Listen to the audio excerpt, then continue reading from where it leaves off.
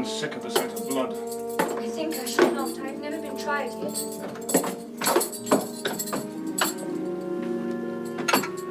Wait here.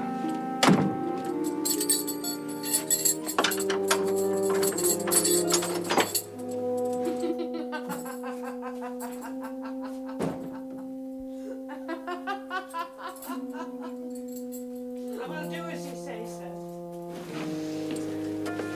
That was Grace Poole.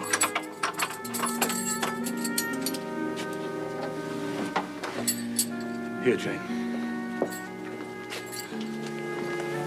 Mr. Mason!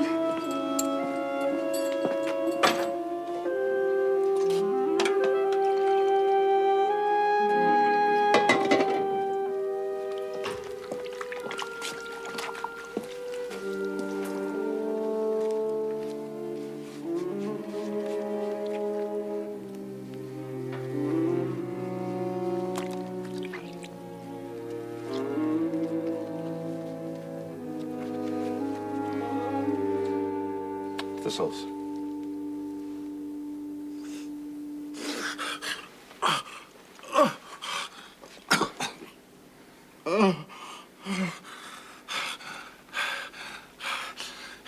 Is there any danger? No, man, a mere scratch. Don't be so overcome. Bear up.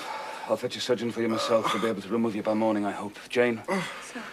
I must leave you in this room with this gentleman for an hour, perhaps 2. Yes, sir. Take the sponge. And wipe away the blood whenever it begins to flow. If he feels faint, there's a glass of water on that stand. Put it to his lips and use the salts. Very well. You will not speak to him on any pretext. Harry Rochester. And Richard, it will be at peril of your life if you speak to her. Open your lips, agitate yourself, and I'll not be answerable for the consequences. Remember, not one word must be spoken. Not one word.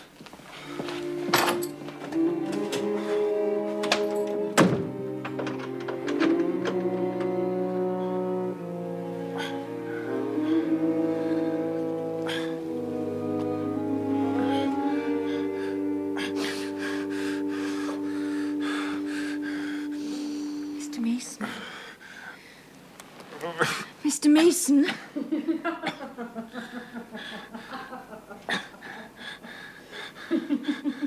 Try to keep your eyes open. Try.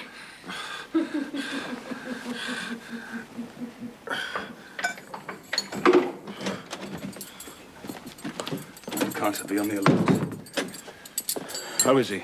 Just breathing, sir. Just the wound. Bandage him properly. Is he fit to move, sir? He's got to be. I'll give you about half an hour to get him downstairs. Look, it's nothing vital. Set to work. How are you, Richard? She's done for me, I fear. Ah, not a whit. Courage, man. You've lost a little blood, that's all. Carter, assure him there's no danger. Oh, I can do that perfectly, sir, but how is this? The flesh near the shoulder here is torn as well as cut. There are teeth marks here. She bit like a tigress when Rochester got the knife from You her. shouldn't have yielded. You should have grappled with her. She looked so quiet at first. I thought I could do some good. You thought. You've suffered enough. Carter, hurry. I must have him off before sunrise. I must look to this other wound, sir. She's had her teeth here, too. She sucked the blood. She said she'd drain my heart. Oh, come, Richard. Be silent, man. Don't repeat her gibberish. I cannot forget it. You will when you're out of the country. You may think of her as dead and buried. Never. Oh, have some energy, man. You thought you were dead as a herring 2 hours since. You're alive. I'll make you decent in a trice. Doctor, Jane, give me some water. You must allow me the liberty of administering my own medicine. There, drink. Drink. But would it hurt me? Drink it, Richard. You'll be able to stand with help in a few minutes. Jane, get down to my room. Open the wardrobe, bring me a clean shirt. Get Mason's cloak from his room. Come back and tell me if anybody's about. Be quick.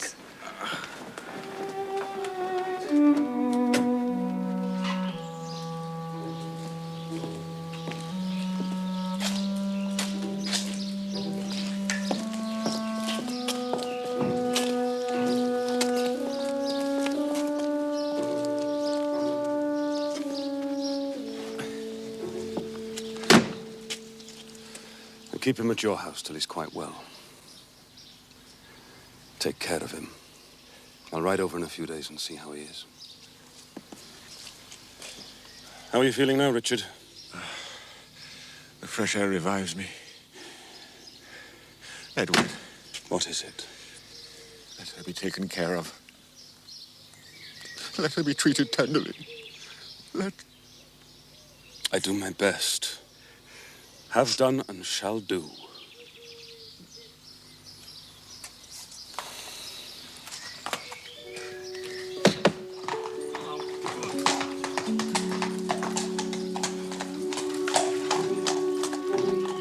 It's been a strange night for you, Jane. You look pale. Were you afraid when I left Mason with you?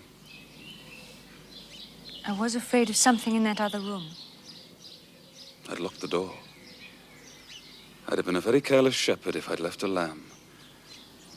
My pet lamb, unguarded, so near a wolf's den. Will Grace Poole stay here now, sir? Oh, yes. Don't trouble yourself about her. Put it out of your mind. Your life is not safe while she stays. I'll take care of myself. Is the danger feared when Mr. Mason came gone by now, sir? I cannot vouch for that till Mason is out of the country.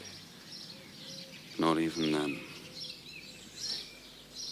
To live, for me, Jane, is to stand on a crater crust that may crack and spew fire any day. Now you look puzzled, and it's cold. Not another word till you've been nourished. But, sir... Do as you are told. Brandy and biscuits will do. No servants needed.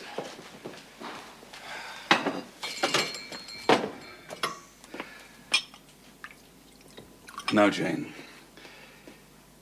You are my little friend, are you not? I like to serve you, sir, and obey you in all that is right. Precisely. In all that is right, only that. Well, like Mason, you two now have power over me. You may injure me by speaking. I dare not tell you more. If you have no more to fear from Mr. Mason than you have from me, sir, you are very safe. Oh, God grant it may be so.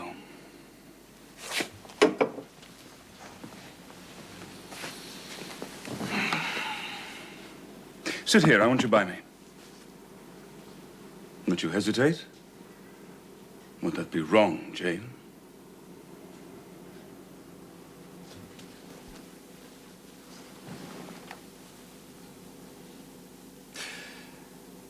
Now, Jane, I'll put a case to you.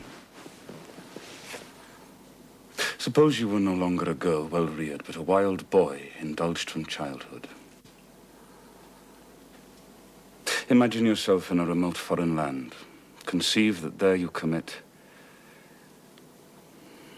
a capital error, never mind what, but one whose consequences must follow you through life and taint every hour of your existence. An error? An error, not a crime. No shedding of blood or any other guilty act. I speak of error. Now, in time, the consequences of what you have done become utterly insupportable. Hope has quitted you. You seek relief in exile, happiness in a heartless, sensual pleasure. After years of wandering, you come home, heart-weary and soul-withered. And then you meet someone. Never mind who or how. And you find the goodness you have sought for 20 years. Such society revives, regenerates. You long to recommence your life in a way more worthy of an immortal being. Are you justified to attain this end in overleaping an obstacle of custom a mere impediment of convention. Is that person justified in daring the world's opinion to attach this gentle, gracious life to his own?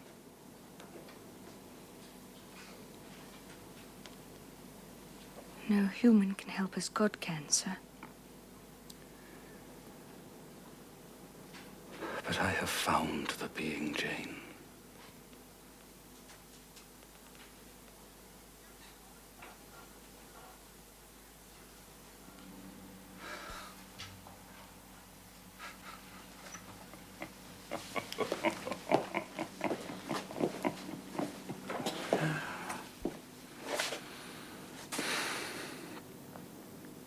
You've noticed my tender penchant for Miss Blanche Ingram. Do you not think if I married her, she would regenerate me with a vengeance? Yes, sir. To you I can talk of my lovely one, for now you have seen her. Yes, sir. She is a rare one, is she not, Jane? Yes, sir. A strapper. A real strapper. It seems a fine enough morning. It will be when the sun is well up. Leave later.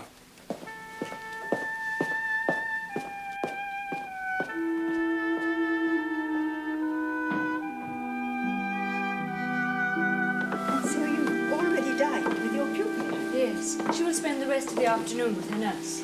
Excuse me, miss. I must go and find my husband. There's someone to see you, miss, in Miss Fairfax's room. Oh, thank you, John.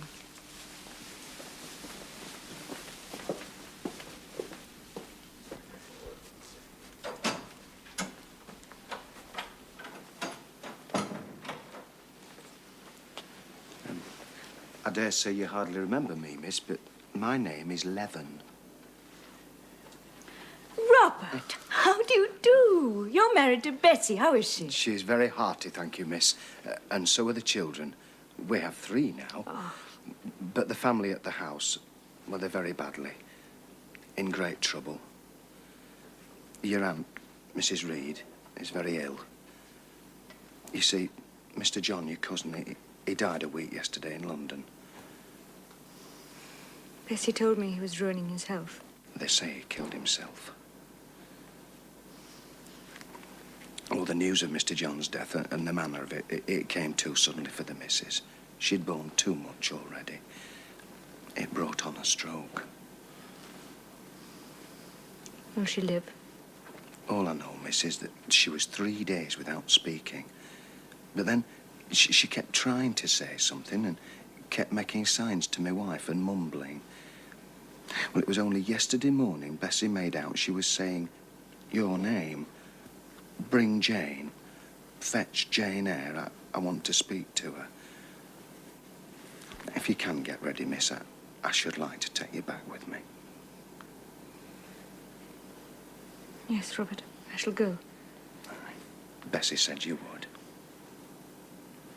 I shall have to ask for leave first. I'll do that now. Oh, I have no end of mystifications. Try your wits on this one. Come in.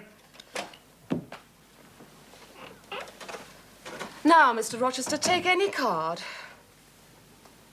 Mr. Rochester, I'm sorry to have intruded. That person appears to want you. Does she? Miss Ashton kindly obliged Miss Ingram by taking a card. If you ladies will excuse me.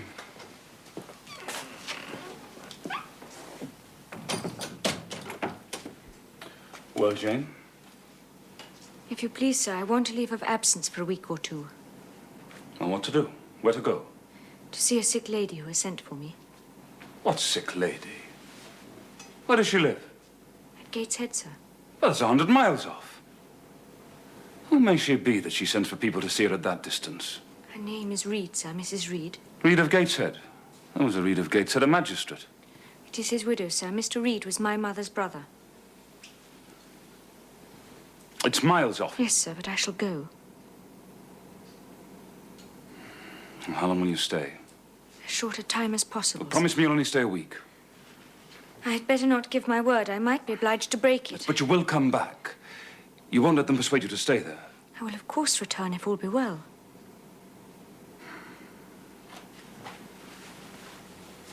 And who goes with you? I mean, you can't go all that way on your own. The coachman, sir. His wife keeps the lodge. They're old friends.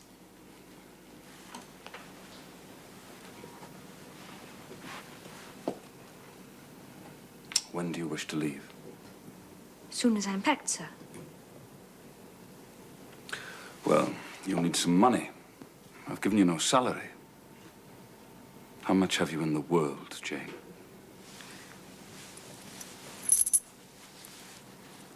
£5, sir.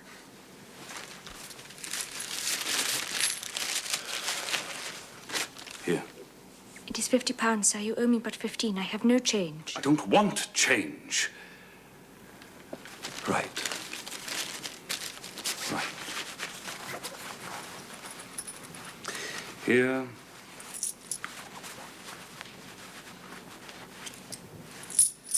is 2, 3, 4, 5, 6, 8, 10.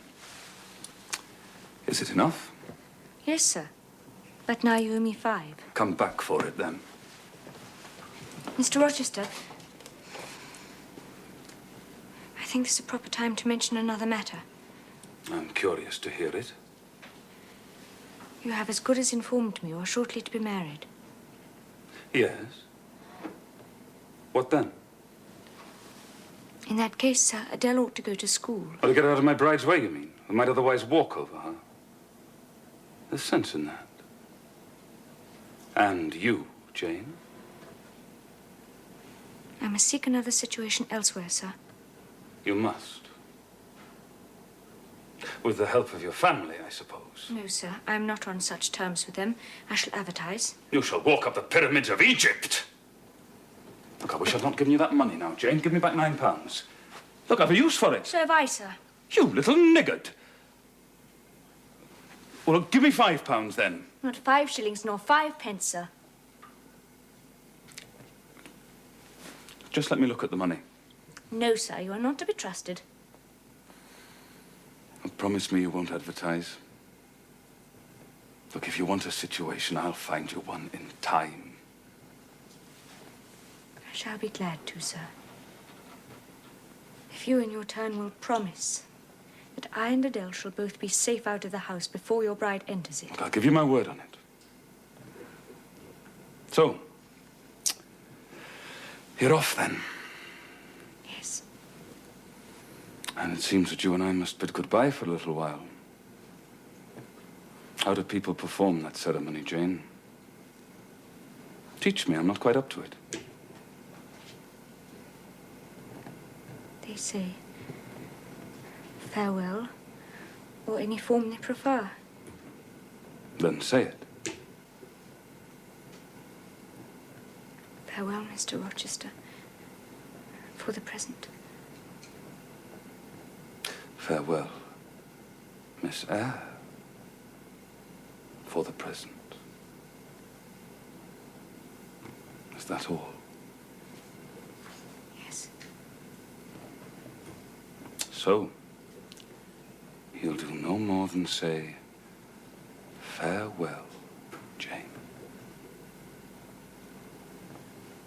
It is enough, sir. Very likely. But it is blank and cool. Farewell.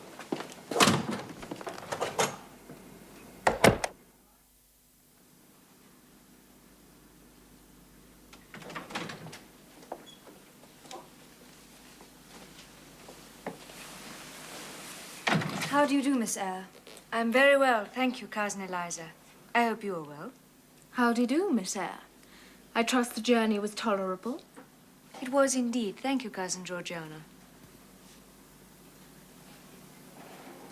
May I sit down? Oh, do.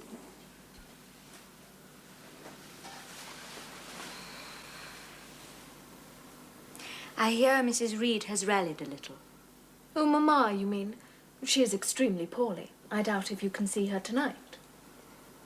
If you would just step upstairs and tell her I'm here, I should be much obliged to you. I know she had a particular desire to see me, and I would not wish to keep her waiting. Mamma dislikes being disturbed in the evening. I shall just step out to Bessie and ask her to ascertain whether Mrs. Reed is disposed to receive me. Excuse me.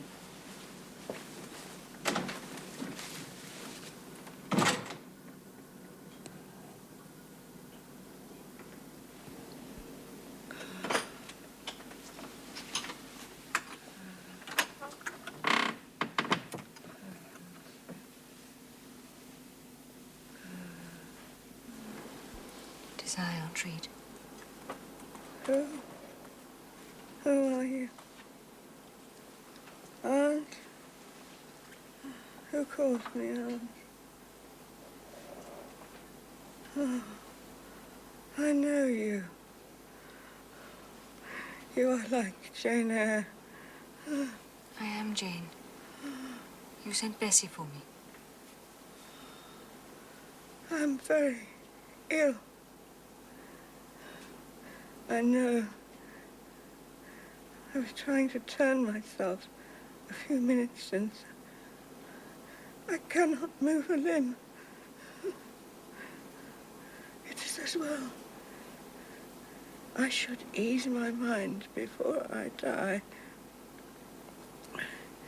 What one thinks little of in life burdens us at such an hour as this.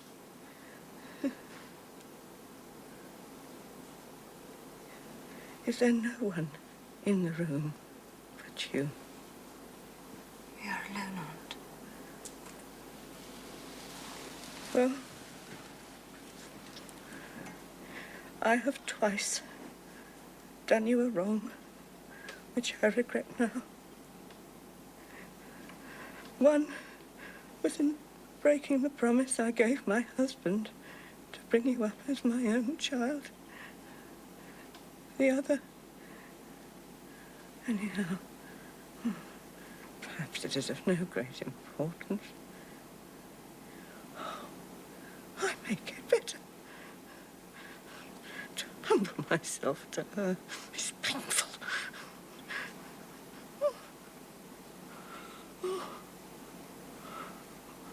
Well, I must get it over. Eternity is before me. I had better tell you. Behind you is my dressing case. Open it. You will see a letter there.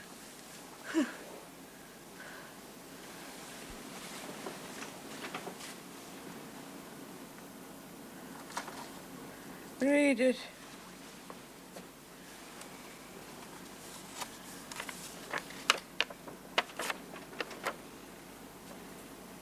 Madam, will you please have the goodness to send me the address of my niece, Jane Eyre, and tell me how she is. It is my intention to write shortly and desire her to come to me at Madeira. Providence has blessed my endeavors to secure a competency, and as I am unmarried and childless, I wish to adopt her during my life and bequeath her at my death whatever I may have to leave. I am, Madam, yours very faithfully, John Eyre, Madeira.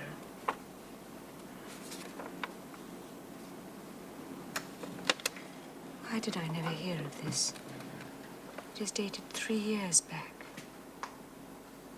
Because I disliked you too much ever to help you to prosperity. I could not forget your conduct, Jane, when you turned on me in such fury and declared that you abhorred me worse than anybody in the world. You frightened me. Oh, baby, some water. Oh, my case.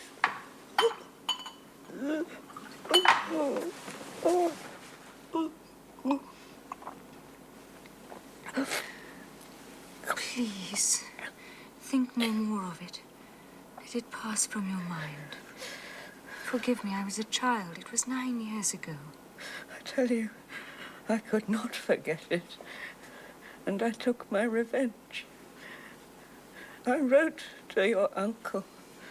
I said Jane Eyre was dead. She died of the typhus at Lowood. Now, act as you please.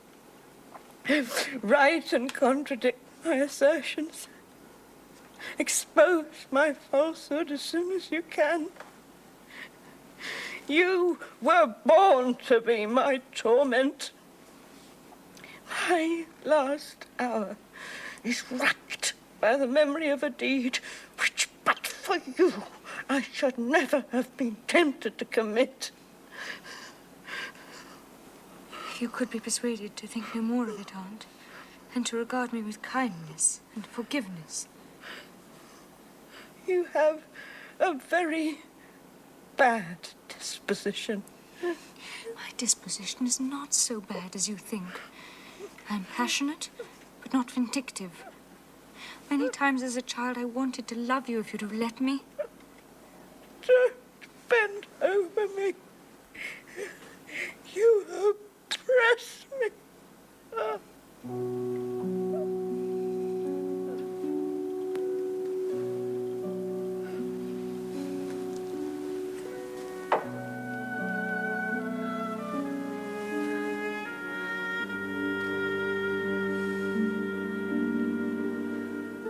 Love me then, or hate me, as you wish.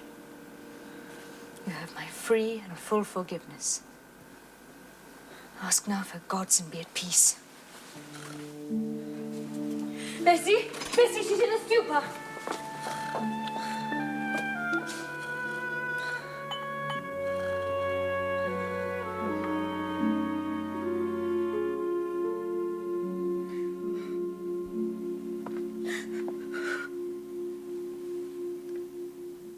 Oh, I cannot. I cannot.